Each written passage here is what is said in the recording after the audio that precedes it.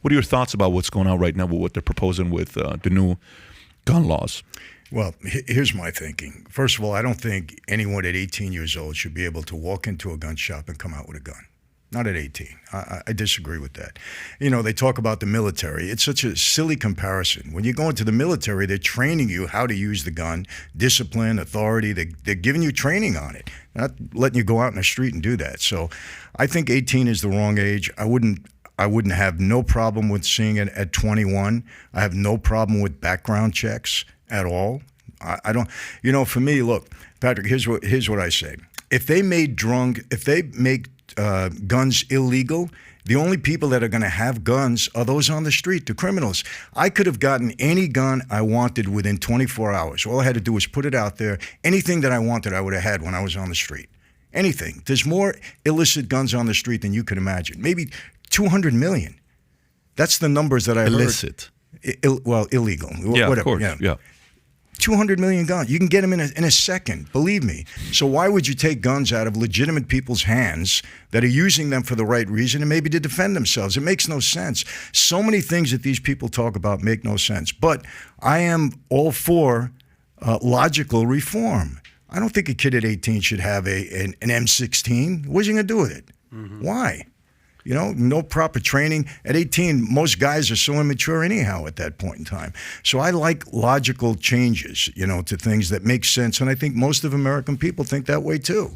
You know, it's the same way, look, you know, Roe versus Wade is such a hotbed. People don't even understand what's happening. They're not saying it's illegal. They're saying it goes to the state, which it should have been in the first place. I agree with that. It's up to the states to decide. If you have a blue state, and in that blue state people think abortion is okay, and they voted in, I'm against it. I'm a pro-life guy.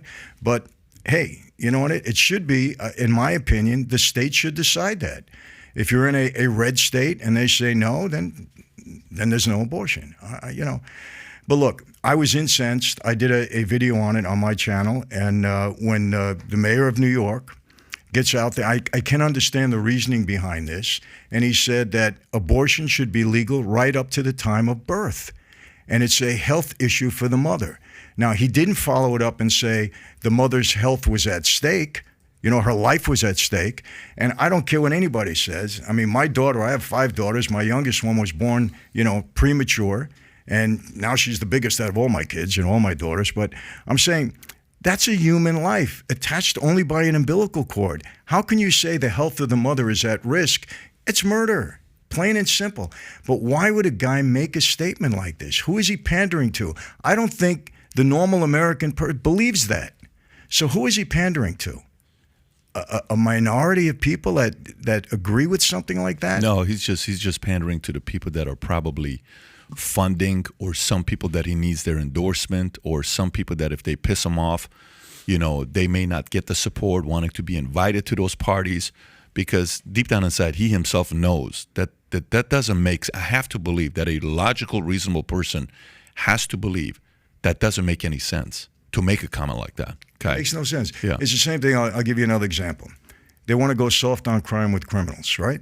I spent 8 years in prison and 20 years on the street. Do you think if Giuliani would have came to me and said, Michael, we're going to soften the racketeering laws and we're going to give you bail if you get in trouble, don't worry about it. Do you think I would have said, oh, you're such a nice guy, I'm going to go straight? I'm not going to commit crimes anymore? Mm-hmm. I would have said, this guy losing his mind. It's open field. If you're lessening the consequences for a criminal, they're going to take advantage of it. Yeah. So I'm asking you, Patrick, and you, Adam, you're intelligent guys, because I can't figure out what the reasoning is behind this.